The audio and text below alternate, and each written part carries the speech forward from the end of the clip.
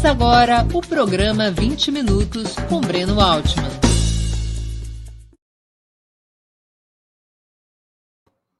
Bom dia, hoje é 5 de abril de 2022.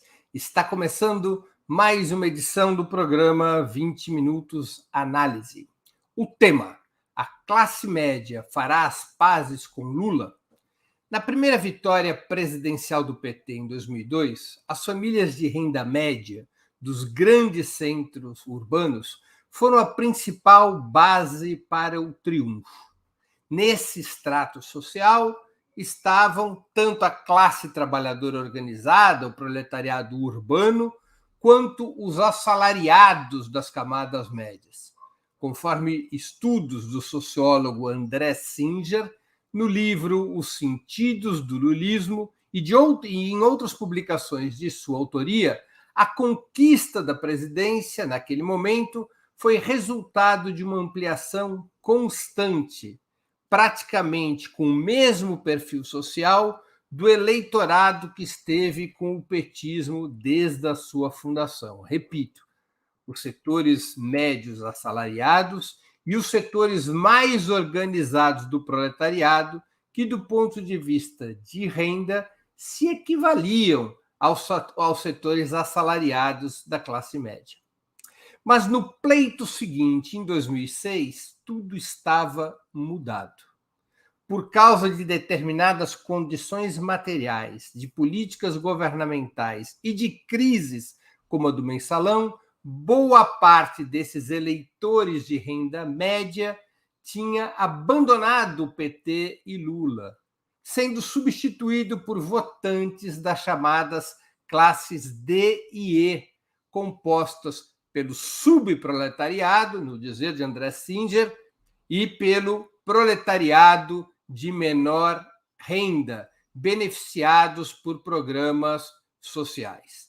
Desde então, o PT sofreria uma mutação eleitoral. Além da troca relativa do proletariado e das camadas médias pelo subproletariado na composição dos votos, deixaria de ser um partido das grandes cidades para se constituir em uma legenda com maior força nos pequenos e médios municípios. Também reduziria bastante sua presença no Sudeste e no Sul do país, suas fortalezas eleitorais anteriores, para obter expressiva maioria no Nordeste, onde se concentram as classes D e E, que foram beneficiadas pelos programas dos governos Lula e Dilma. As camadas médias, que começaram a se afastar a partir de 2005, engrossando fileiras oposicionistas à direita e à esquerda, acabaram indo às ruas contra o governo Dilma em 2013 e servindo de base para o golpe de 2016. Foram essas camadas médias que organizam as manifestações contra o governo Dilma em 2016. Também veio dessas camadas médias o núcleo duro do bolsonarismo. Afinal, por que ocorreu esse fenômeno? Foram cometidos erros pelos governos petistas? Seria possível reconstruir pontes entre o petismo e essas camadas médias, sem as quais fica mais difícil conquistar vitórias nas metrópoles e disputar a hegemonia na sociedade? A ascensão de Lula atualmente nas pesquisas eleitorais representa um reencontro com esses setores sociais? Qual programa poderia alavancar uma reaproximação do PT com essas frações médias que se distanciaram? Essas são algumas das questões que tentarei responder no programa de hoje. Antes de começar, eu quero pedir um pouquinho de paciência para o nosso indispensável recado comercial, porque saco vazio não para de pé. Opera Mundi é sustentada principalmente pelo apoio de seus leitores e espectadores. A sua contribuição financeira é decisiva para a nossa manutenção e desenvolvimento. Não basta gostar dos nossos programas, tem que contribuir financeiramente para que nós possamos continuar o trabalho jornalístico independente que buscamos realizar. Há 5 formas possíveis de contribuição. A primeira delas, você pode se tornar assinante solidário de Opera Mundi em nosso site, com uma colaboração mensal permanente, não importa o valor. Basta acessar o endereço operamundi.com.br/apoio. Vou repetir, operamundi.com.br/apoio. Segunda forma de contribuição. Você pode se tornar membro pagante de nosso canal no YouTube. Basta clicar na opção Seja Membro em nosso canal nessa plataforma, está agora mesmo diante dos seus olhos, e escolher um valor. Terceira forma de contribuição. Durante a transmissão de nossos vídeos, você poderá contribuir com o Super Chat ou Super Sticker. Normalmente, apenas as perguntas acompanhadas pelo Super Chat ou feitas por membros pagantes de nosso canal no YouTube são lidas e respondidas durante os programas ao vivo. Quarta forma de contribuição. Se você estiver assistindo o programa depois da sua transmissão, poderá contribuir com a ferramenta Valeu, valeu demais, estipulando um valor de sua vontade e possibilidade. Quinta forma de contribuição. A qualquer momento, você poderá fazer um Pix para a conta de Opera Mundi, de qualquer valor que julgue adequado. Qualquer contribuição é bem-vinda. Nossa chave nessa modalidade, nossa chave no Pix é apoie@operamundi.com.br. Eu vou repetir, apoie@operamundi.com.br. A nossa razão social é última instância editorial limitada. Além dessas 5 formas de colaboração, lembre-se sempre de dar like, de clicar no sininho e de compartilhar nossos programas com os amigos e em seus grupos. São ações simples que aumentam nossa audiência e engajamento, ampliando também nossa receita publicitária, tanto no site quanto no YouTube. Vamos ao trabalho. Antes de mais nada, nós temos que definir o que podemos chamar de classe média. Para o marxismo, por exemplo, classe social tem a ver com o lugar ocupado no processo produtivo, não com a renda. A divisão principal, nessa lógica, seria entre proprietários e não proprietários dos meios de produção, entre proletariado, que não possuem os meios de produção, e a burguesia, que é dona das empresas. Cada uma dessas grandes classes teria seus próprios grupos: proletariado urbano e rural, trabalho manual e intelectual, assalariamento estável ou precário, e do lado da burguesia a mesma coisa: pequena, média e grande burguesia, urbana e rural, industrial, agrícola ou financeira, e assim por diante. O método do IBGE, porém, classifica a população brasileira em 5 estratos de renda. A classe A seria composta por quem possui renda familiar em um mesmo domicílio igual ou superior a 20 salários mínimos. Eu vou pedir para a produção que mantenha essa tabelinha na tela enquanto eu vou explicando os estratos, porque ajuda as pessoas a compreenderem. A classe B, entre 10 e 20 salários mínimos. A classe C, entre 4 e 10 salários mínimos. A classe D, entre 2 e 4 salários mínimos. A classe E, até 2 salários mínimos de renda familiar por domicílio. Quando a gente fala renda familiar por domicílio, as pessoas têm que estar morando na mesma casa. Essa renda familiar não conta primo, não conta irmão, não conta cunhado. Conta a família que mora dentro de um domicílio. Nas classes D e E, como vocês podem ver nessa tabelinha aqui do valor econômico, é chamado como classe baixa. As classes D e E nessas classes D e E estão concentrados o subproletariado e os trabalhadores mais pobres. Esses segmentos correspondiam, por exemplo, em 2018, a 30,3% da população. Na classe C está a imensa maioria do proletariado brasileiro, aqueles trabalhadores com registro formal, por exemplo, além dos setores de menor remuneração dos assalariados de formação superior, que fizeram faculdade ou que fizeram ensino técnico. Esse setor correspondia, em 2018, a 55,3% da sociedade, tendo crescido bastante nos governos petistas, ao mesmo tempo em que caía a participação das classes D e E. Vejam o gráfico que vai subir na tela agora mesmo para vocês verem o que aconteceu. Vejam ali que nós temos um gráfico de linha e um gráfico de barras.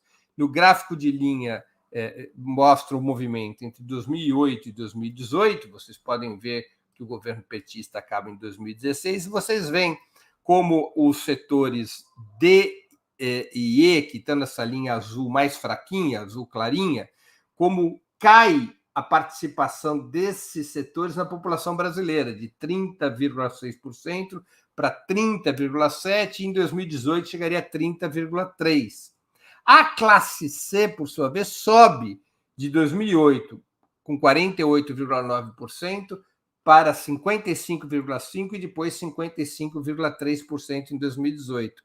E a A e B sobe também, de 11,6% para 13,9% em 2013 e se estabilizaria mais ou menos em 14,4%, 14,5%. Se a gente for olhar em milhões de pessoas, nos gráficos de barra logo abaixo, vocês veem como essa mudança é muito notável no período petista.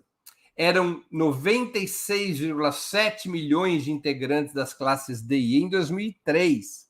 54% da população estava no subproletariado brasileiro ou nos trabalhadores de baixíssima recuperação.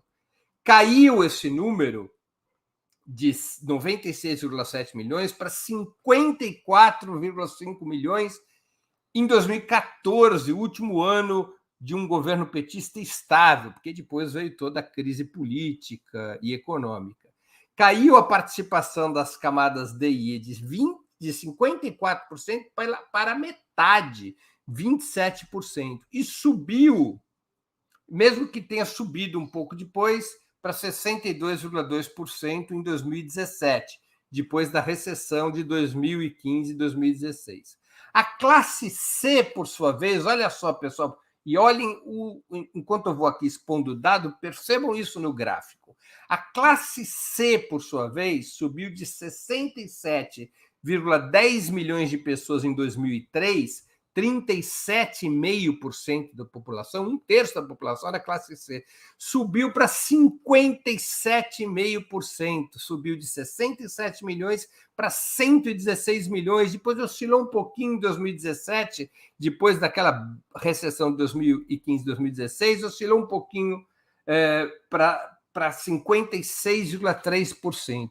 Isso são os números que mostram aquilo que os governos petistas, que o PT sempre diz, que muitos analistas, que muitos estudiosos sempre disseram, que o PT tirou milhões de pessoas da pobreza e da miséria e os colocou naquilo que ficou sendo chamado indevidamente, na minha opinião, de nova classe média. Porque a classe C não é a classe média. A classe C é uma classe trabalhadora de melhor remuneração, mas efetivamente houve um aumento massivo da remuneração, da renda do subproletariado, permitindo esse subproletariado mudar de fração de classe, do subproletariado para o proletariado.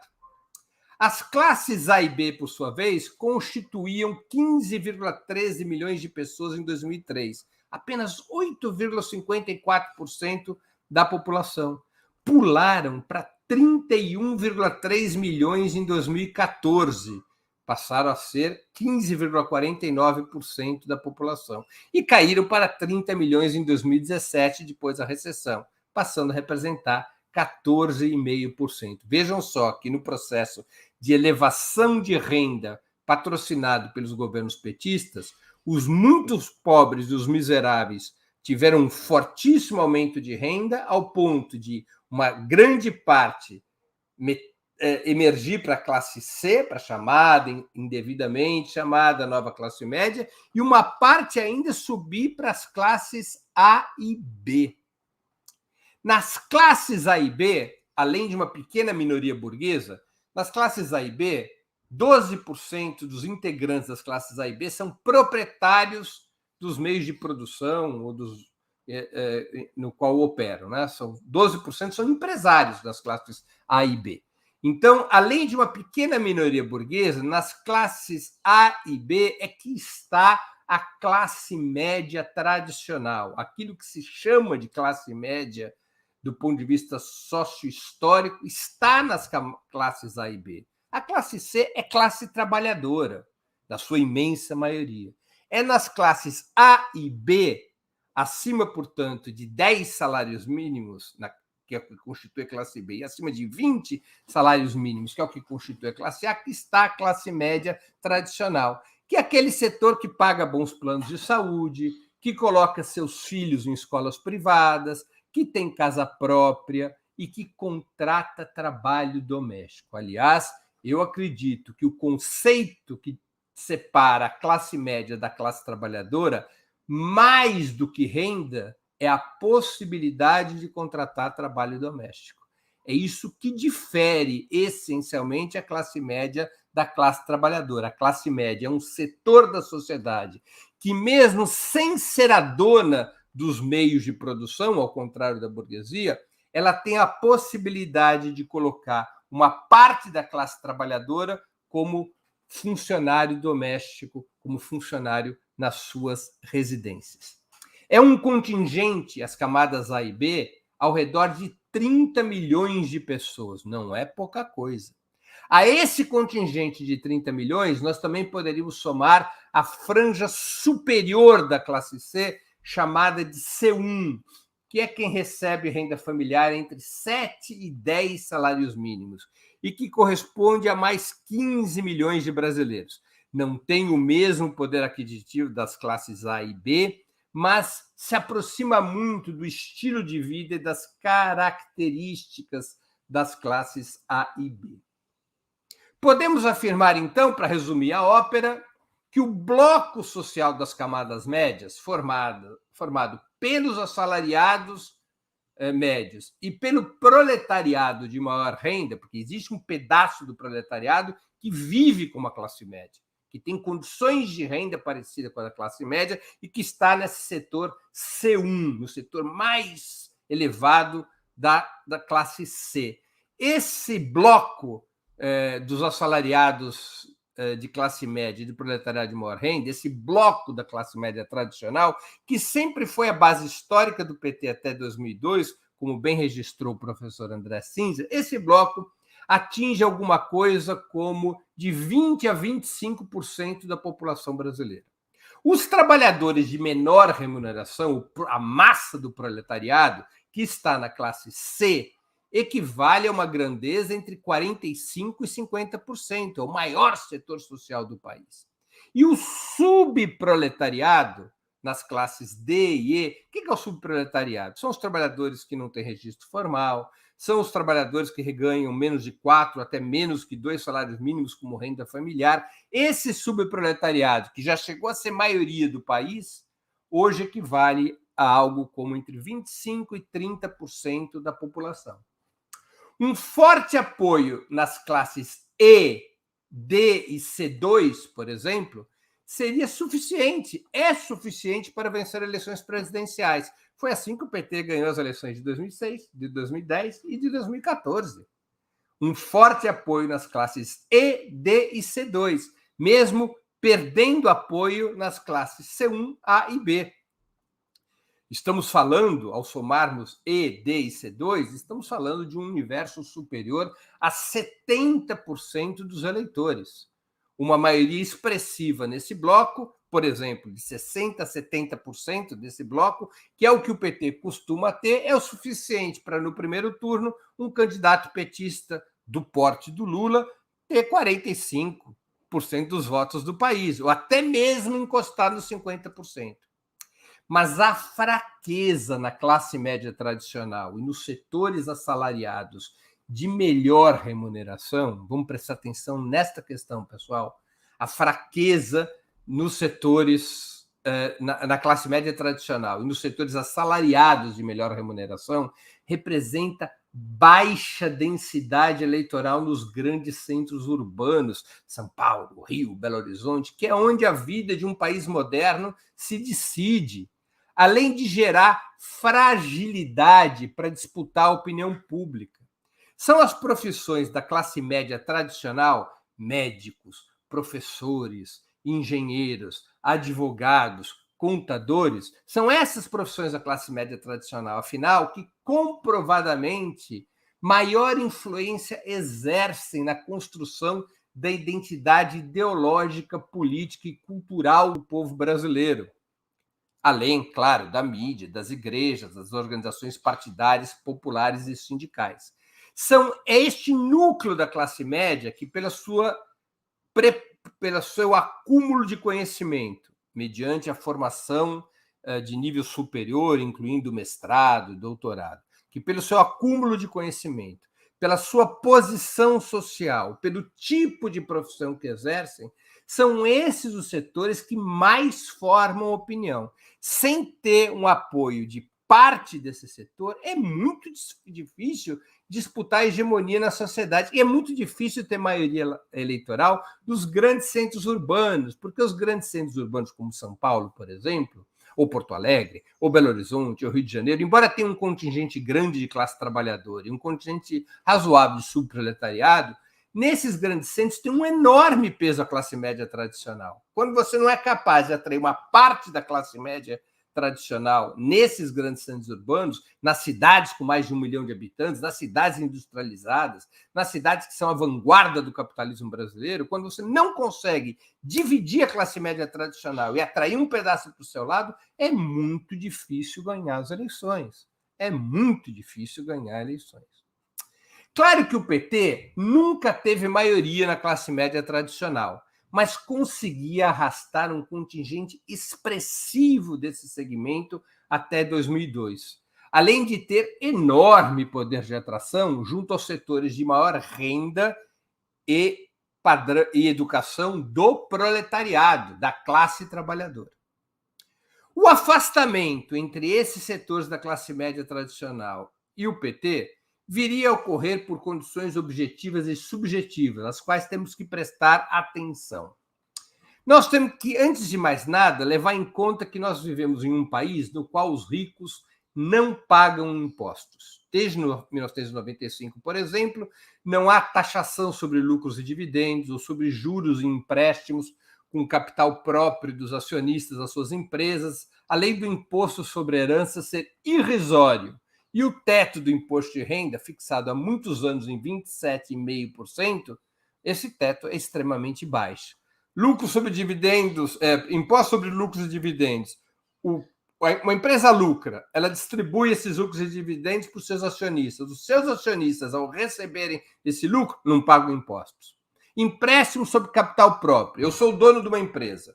Eu empresto para a minha empresa, vamos dizer, 100 mil reais. Depois de um ano, essa empresa paga para mim os 100 mil que eu emprestei, mais 20 mil de juros. Meu capital, que era de 100, que eu emprestei para a minha própria empresa, se transformou num capital de 120. Eu não pago impostos sobre esse lucro de 20 mil que eu emprestei do meu dinheiro para a minha própria empresa. Já se deram conta da maracutaia que existe nesse país em relação a esse tipo de operação. E o imposto sobre herança no Brasil é ridículo. O imposto médio no Brasil, o imposto estadual, é inferior a 4%. Você vai para países capitalistas avançados, é de 30%, 40%, 50% o imposto sobre herança. No Brasil não tem imposto sobre bens de transporte de luxo, iates e aviões, por exemplo. E o imposto de renda que um professor universitário paga, de 27,5%, é o mesmo que um grande capitalista paga, porque o teto do imposto de renda brasileiro é muito baixo. Você vai novamente para países capitalistas como Estados Unidos, Inglaterra ou França, o imposto pode chegar a 60% da renda.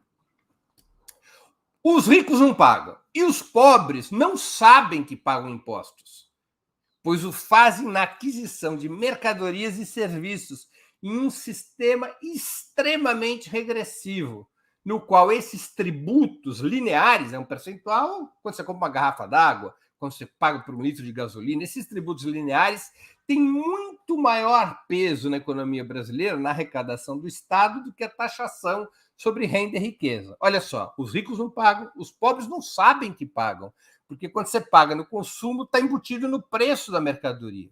A classe média tradicional, no entanto, somada aos setores de ponta do proletariado, essa sim é fortemente taxada e ela tem consciência de que paga um imposto elevado.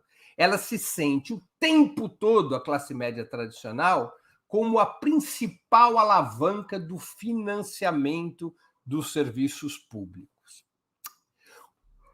Como o programa dos governos petistas, mesmo sem tocar na estrutura tributária que beneficia a burguesia, incluiu os pobres no orçamento, mas incluiu os pobres no orçamento, deixou as classes médias com um gosto de fel na boca. Os ricos escapavam ilesos, como eu já expliquei, porque a estrutura tributária não foi mudada durante os governos petistas. Ou faltou força política no parlamento, ou faltou vontade política, isso é um outro debate. Mas a estrutura tributária não foi mudada, permaneceu tal e qual. Os ricos escapavam ilesos. Os pobres melhoravam de vida e muito, em função da mudança das prioridades orçamentárias. Mas esses setores intermediários se sentiam pagando uma conta enorme sem qualquer contrapartida. A classe média se sentia pagando um imposto elevado sem qualquer contrapartida. A política de alianças dos governos petistas parecia ser uma ponte entre os mais pobres, fortemente favorecidos, e os mais ricos, intocados.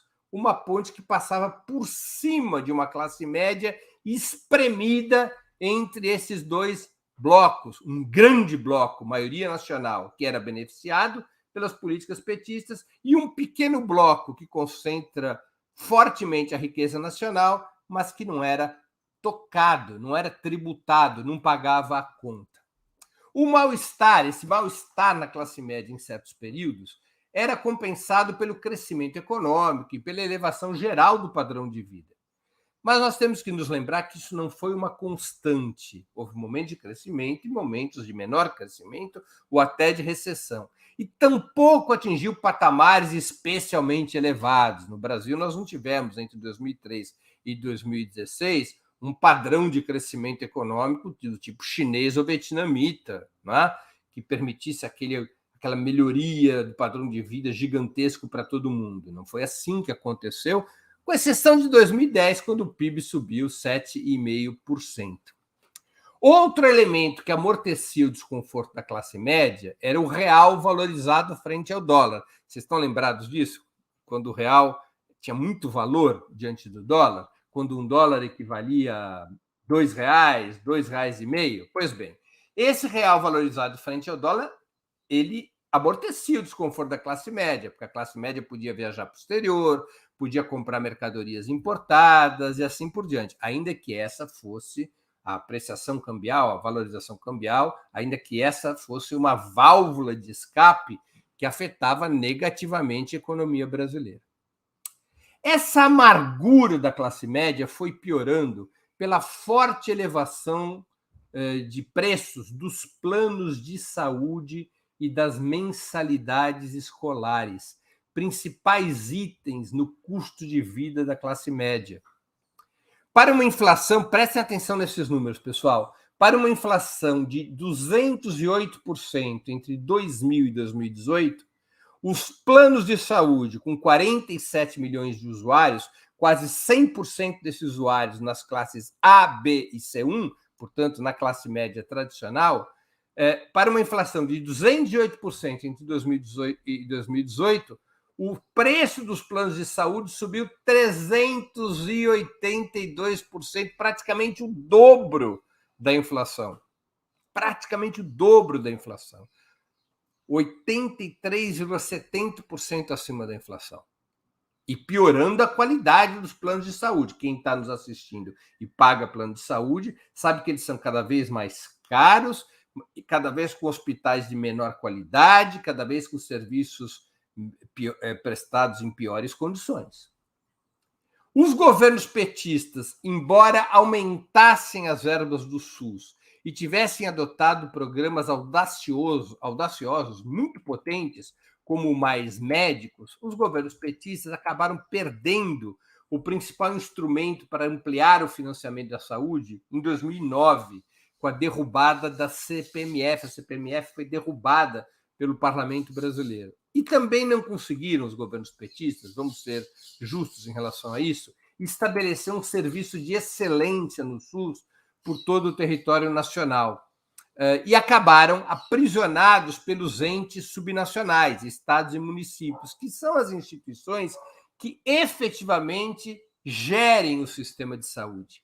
Ainda que os cuidados sanitários com os pobres tivessem melhorado bastante, o SUS não adquiriu qualidade suficiente para atrair a classe média e levá-la a cortar os planos de saúde. Tampouco foi feita qualquer campanha que a convencesse disso. Situação semelhante aconteceu na educação.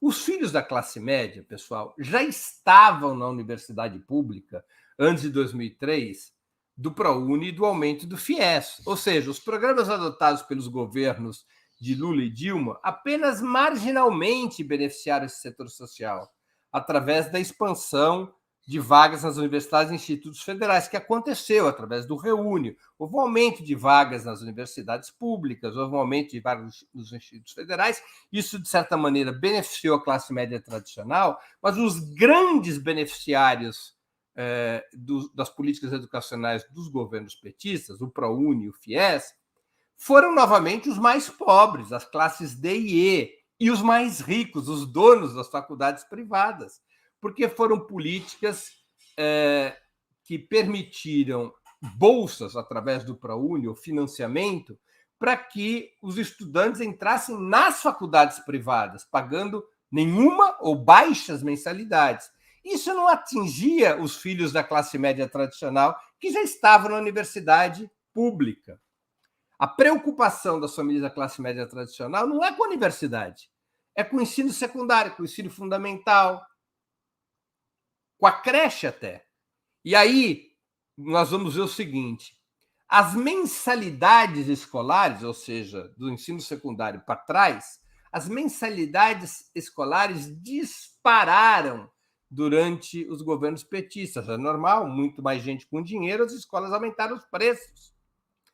Das creches ao ensino secundário, as mensalidades dispararam, sem que a rede pública pudesse servir de efetiva alternativa educacional, porque não tinha quantidade, não tinha qualidade para isso. Um pai de classe média, mesmo se matando de trabalhar para pagar 2, às vezes 3 mil reais de mensalidade da escola do filho, ele só vai trocar o filho de escola, da escola privada para a escola pública, ou se ele estiver totalmente sem dinheiro, isso pode acontecer, mas enquanto ele puder se sacrificar pela educação do filho, ele vai se sacrificar, ou se a escola pública oferecer, como no passado, maior qualidade que a escola privada.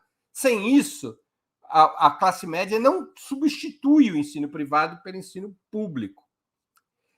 Reparem como subiu as mensalidades. Para uma inflação de 76,5% entre 2004 e 2014, as mensalidades subiram o dobro, ao redor de 150%.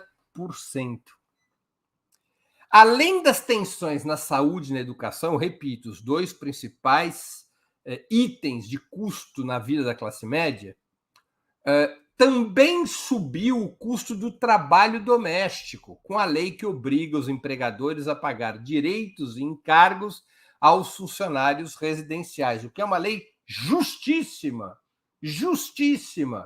mas efetivamente também criou mal-estar na classe média. A classe média, como eu disse, se diferencia essencialmente porque ela é capaz de contratar trabalho doméstico.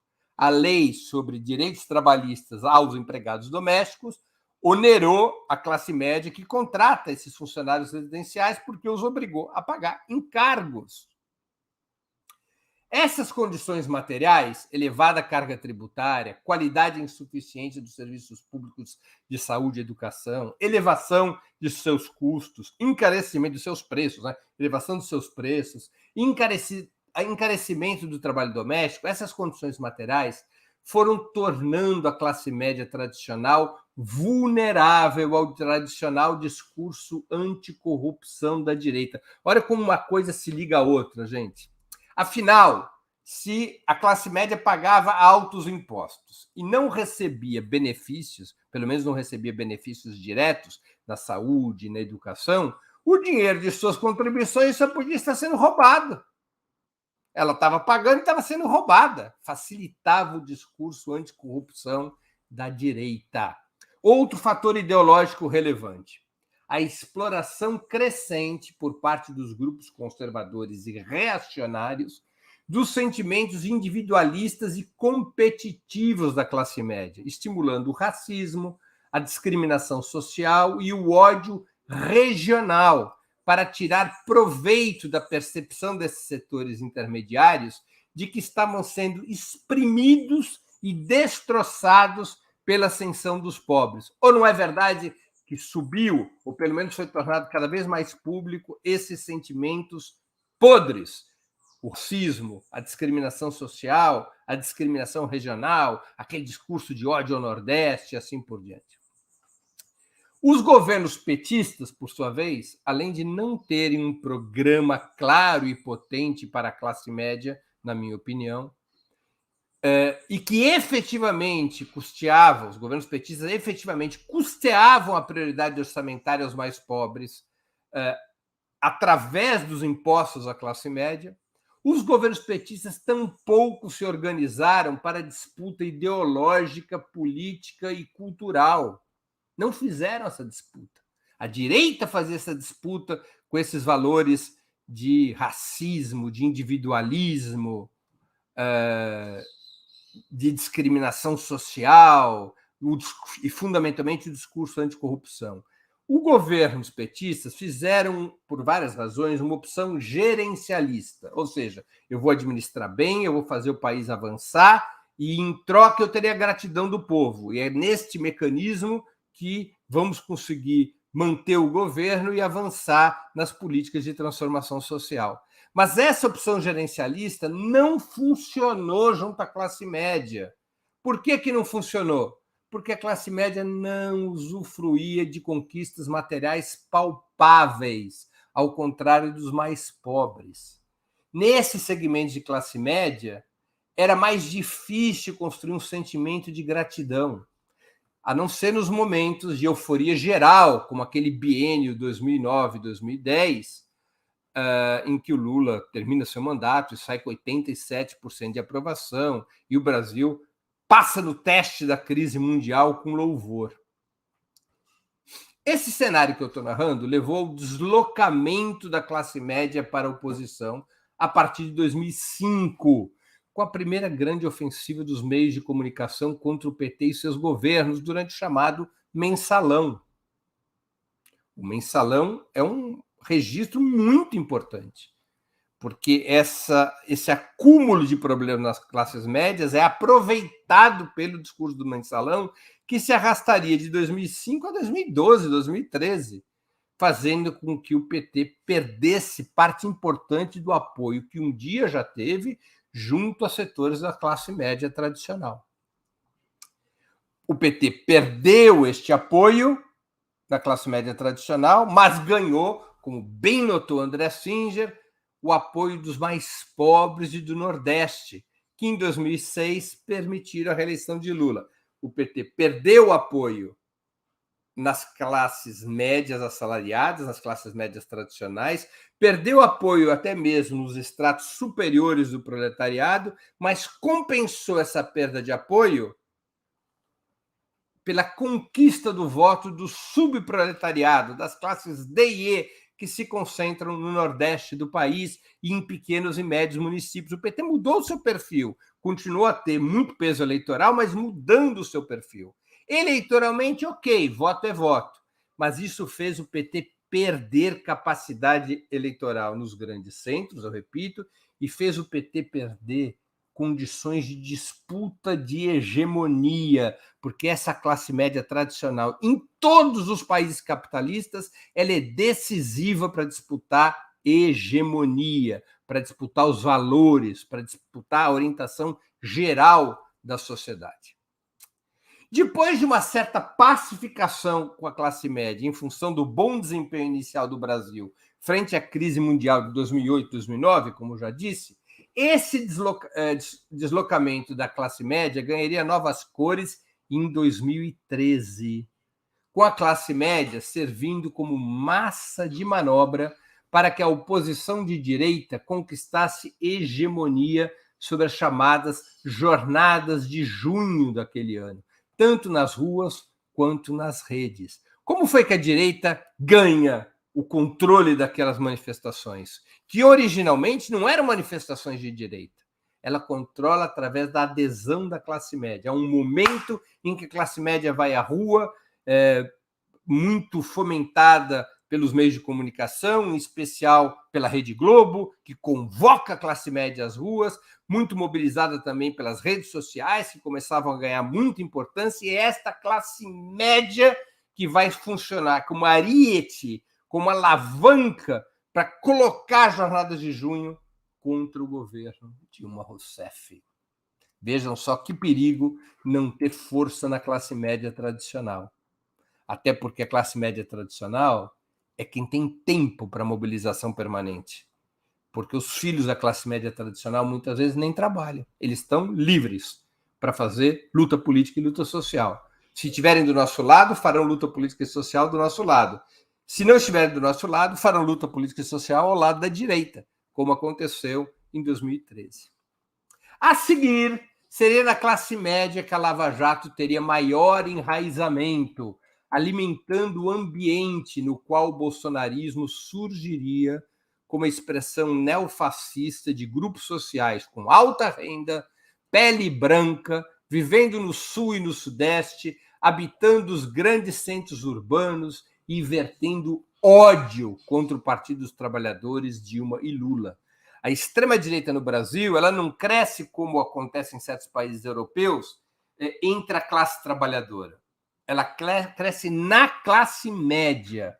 Lembrem as pesquisas de 2017 e 2018, quando Bolsonaro começa a avançar, ele era aquilo que os franceses costumavam dizer, era um candidato da jeunesse dorée, da juventude dourada. Quanto mais jovem, mais rico, com maior escolaridade, mais voto Bolsonaro tinha. O que era um sinal da perda de influência do petismo da esquerda junto à classe média. E como é perigoso, porque esse setor, ao se deslocar para a extrema-direita, cria as condições para que a extrema-direita, numa etapa seguinte, possa disputar o conjunto da sociedade. A resposta do PT, aparentemente pego de surpresa por esse processo de deslocamento ou por sua radicalização, a resposta do PT foi predominantemente de agressiva contraposição à classe média, exemplificada, essa agressiva contraposição, no famoso e aplaudido discurso da professora Marilena Chaui contra a classe média.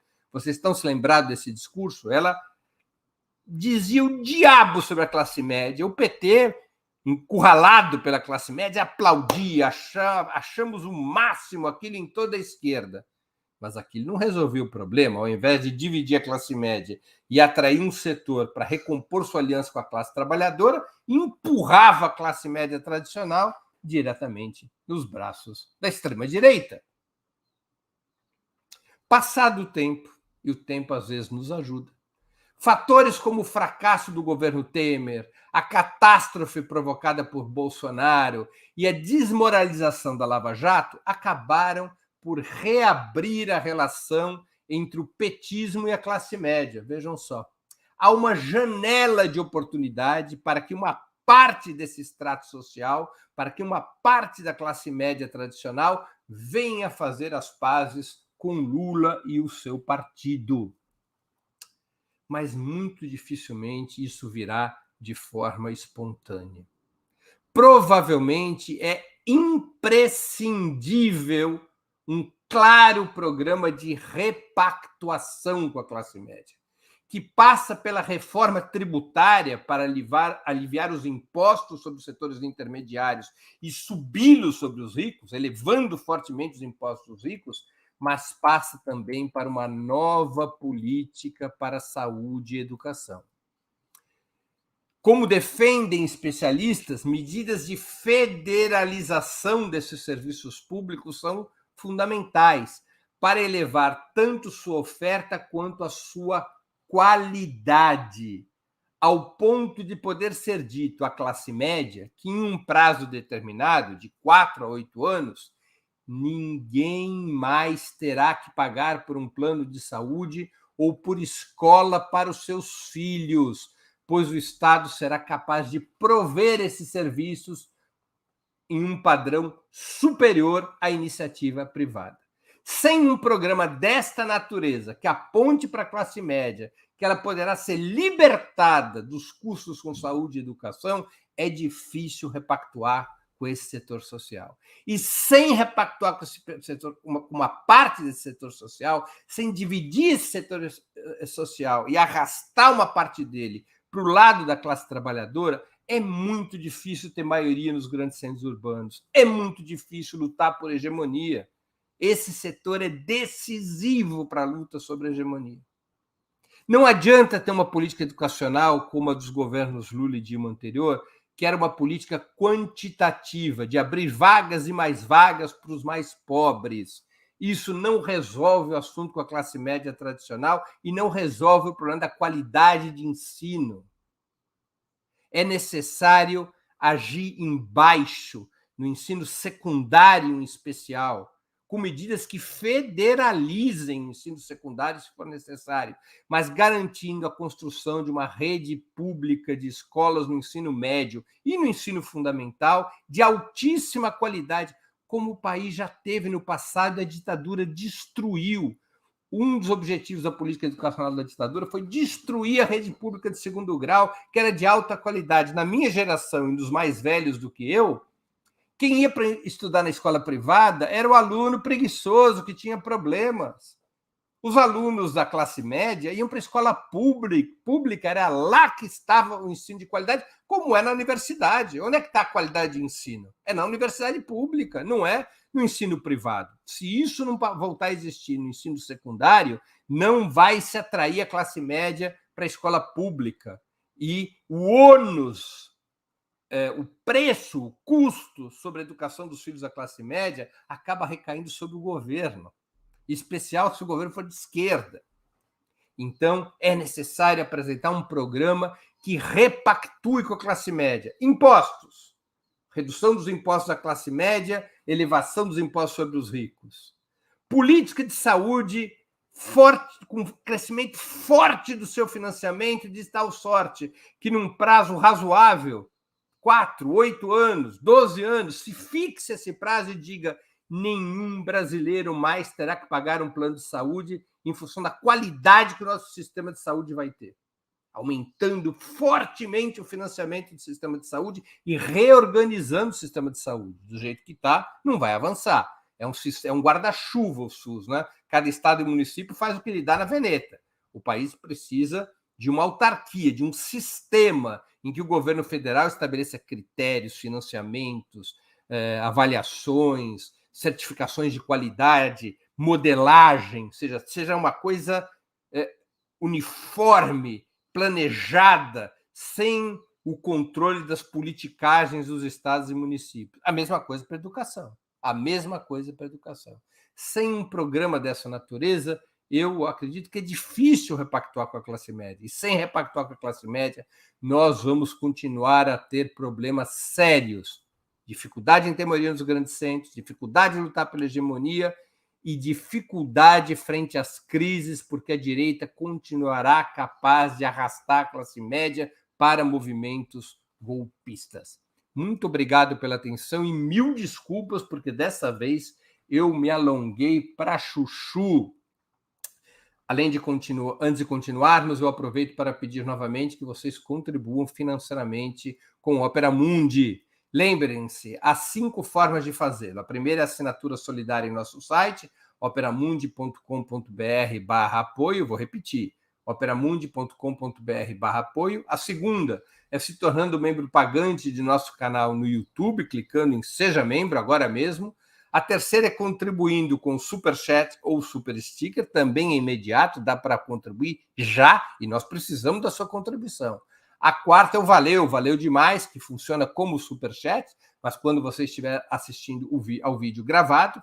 A quinta é através do Pix. Nossa chave é apoia@operamundi.com.br. Vou repetir, apoia@operamundi.com.br. Nossa razão social é Última Instância Editorial Limitada.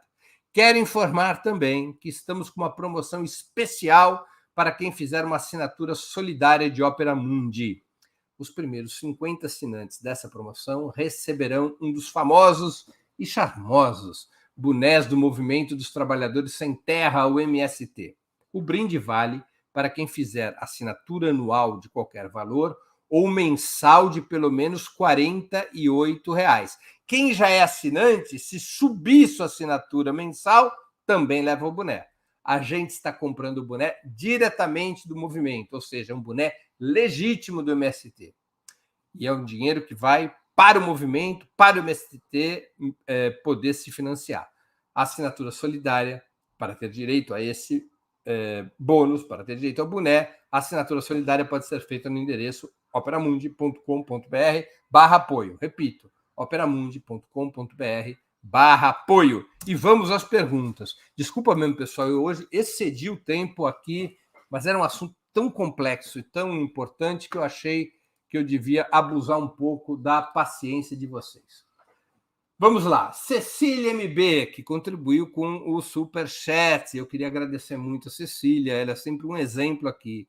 Se todos fossem igual a você, não tem uma música assim? A Cecília é ponta firme. Breno, a classe média é complexa, mas parte dela tem uma visão de mundo muito elitista, individualista e sem conhecimento social e histórico do Brasil. Tenho certeza que sim. Mas isso também é verdadeiro para setores populares.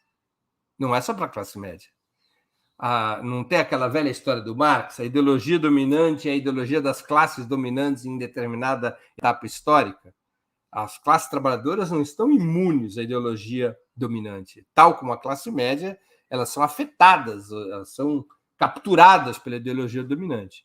As forças de esquerda têm que fazer a luta ideológica contra isso e têm que, quando são governos, adotar medidas que permitam deslocar as classes trabalhadoras e os setores médios assalariados possam deslocá-los dessa influência burguesa. Você tem que combinar a luta política e ideológica com medidas concretas, de valorização, por exemplo, do que é público, como o ensino e a saúde. Imagine se nós conseguíssemos colocar toda a população brasileira no ensino público, no ensino secundário público.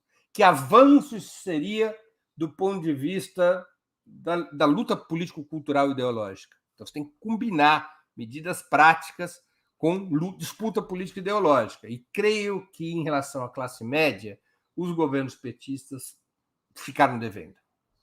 Ficaram devendo. Não é que a classe média é malvadona e abandonou o PT. Esse discurso não cola. Houve um problema de estratégia. O PT construiu uma estratégia ponte. Os muito pobres favorecidos, são a imensa maioria do país, está bem, mas uma ponte com os muito ricos que não eram tocados, que tiveram seus interesses preservados. E aí você teve realmente a classe média foi espremida, especialmente nos períodos de crise. Temos que reconhecer isso, porque se não for reconhecido isso, como é que vai superar esse problema? Temos aí uma outra contribuição do Cadu Lacerda. É outro ponta firme o Cadu, né? É um grande exemplo aqui na nossa comunidade. O Cadu contribuiu com R$5, agradeço ao Cadu. Uma correção nas tabelas de imposto de renda na fonte seria um fator poderoso na reconquista da classe média? Se é porque não foi feito sob Lula Dilma. Certamente seria. Por que não foi feito? Um dos motivos é que você tem que tirar, se você poupar a classe média, que é quem paga imposto, você tem que onerar alguém. Você vai ter que onerar os mais ricos. E a avaliação que se teve é que não tinha força para fazer isso. Que não tinha força política para fazer isso, porque os mais ricos têm instrumentos de reação muito poderosos. Muito poderosos. Não era apenas mudar a alíquota, tinha que fazer uma reforma tributária completa, com tributos sobre lucros e dividendos, tributos sobre bens de transporte de luxo, tributos sobre empréstimos com capital próprio, não é? Para poder substituir aquela renda que se perderia com a classe média e com a desoneração do imposto sobre o consumo, para beneficiar também os mais pobres e aumentar sua renda, porque se os produtos barateiam em função dos impostos sobre os produtos serem menores, isso significa um aumento da renda. Quem economiza dinheiro nos tributos vai gastar mais em outra coisa. Mas para fazer isso, você tinha que onerar os mais ricos. E a avaliação é que não havia força social e parlamentar para isso. Há que se discutir essa questão. Será que se houvesse um movimento para isso, será que... E agora temos uma nova chance. Será que se não houver um movimento para isso, se não houver uma mobilização, um esclarecimento, uma disputa ideológica, será que não é possível criar a correlação de forças que permita essa mudança? Porque sem essa mudança nós não vamos para lugar nenhum, o país vai afundando, afundando, afundando, afundando. Pergunta do J.R. Malê, que também contribui aqui com o Superchat. Malê, muito obrigado pela contribuição.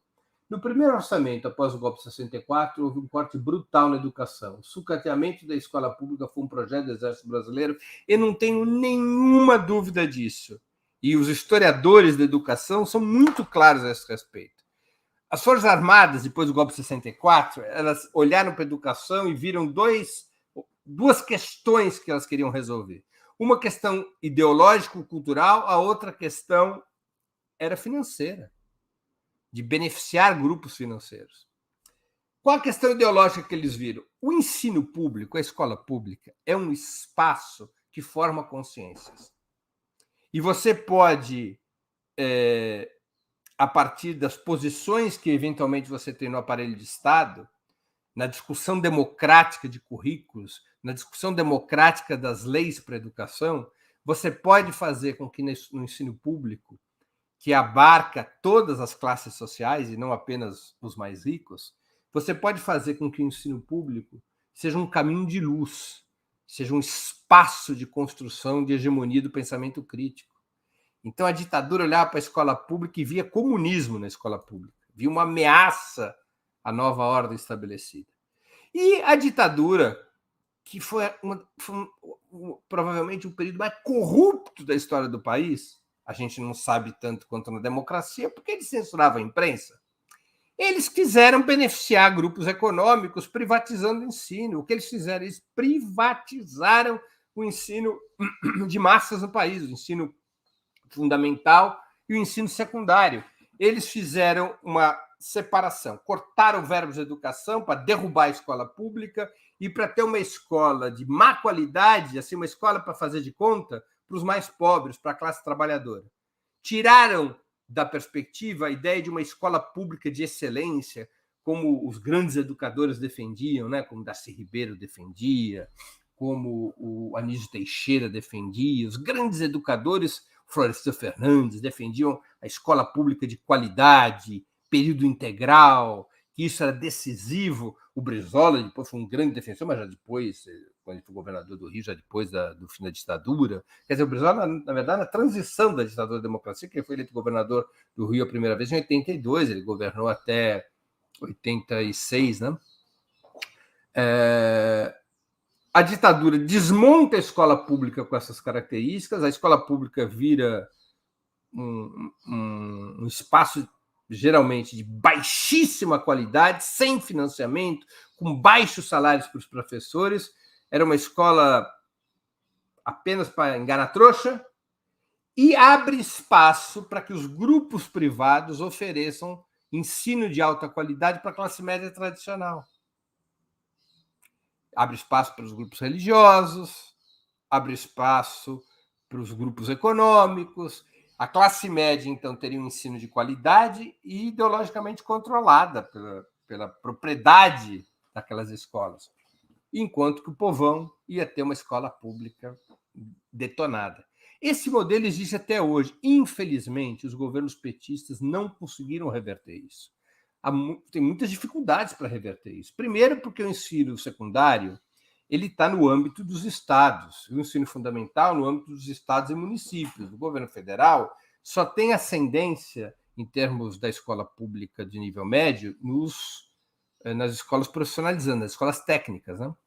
E nas escolas militares. Ele não tem ascendência sobre a rede, na estrutura institucional de hoje, na estrutura como funciona o ensino hoje, o governo federal não tem ascendência. E houve uma prioridade dos governos petistas com o ensino público superior, aumentando vagas. É razoável que o primeiro objetivo fosse aumentar vagas, porque é melhor o trabalhador, ou o filho do trabalhador, numa faculdade particular de má qualidade do que em faculdade nenhuma. É uma melhoria de vida, né? Mesmo que a faculdade seja ruim. Então, o objetivo primeiro dos governos petistas foi ampliar vagas, ampliar vagas, ampliar vagas. O segundo objetivo começou a ser melhorar a qualidade, né? Através de vários sistemas de supervisão, de avaliação das faculdades. Houve um aumento dessa supervisão, mas não houve uma política para o ensino público secundário e fundamental. Não houve uma reversão da terra arrasada patrocinada pela ditadura e que continua até hoje. Não houve claramente uma política de nós vamos construir uma rede pública que tornará possível a qualquer pai de família colocar seus filhos e parar de pagar por escolas privadas. Isso a gente não fez. A esquerda brasileira não conseguiu fazer. Né? Então, essa é a minha resposta à sua questão, Malê. E com isso, eu acho que eu respondi todas as questões que tínhamos. Chegamos também a 1 hora de programa, é um tempo bastante já razoável. Eu queria agradecer a todos e a todas que nos acompanharam hoje, especialmente aqueles que contribuíram financeiramente com a Opera Mundi, através de Superchat, do Super Sticker, tornando-se assinante pagante, assinante solidário no nosso site, membro pagante no nosso canal no YouTube, ou ainda contribuindo pelo Pix. Sem o apoio de vocês, nosso trabalho não seria possível, e sem a atuação de vocês, sem a presença de vocês, nosso trabalho não faria sentido. Um grande abraço a todos e a todas, uma boa tarde. Para assistir novamente esse programa e a outras edições dos programas 20 Minutos, se inscreva no canal do Opera Mundi no YouTube. Curta e compartilhe nossos vídeos, deixe seus comentários. O jornalismo de Opera Mundi é mantido com o seu apoio. Faça uma assinatura solidária em www.operamundi.com.br. Com um pequeno valor mensal, você nos ajuda no desenvolvimento de um jornalismo independente e de qualidade. Obrigado pela audiência e até a próxima.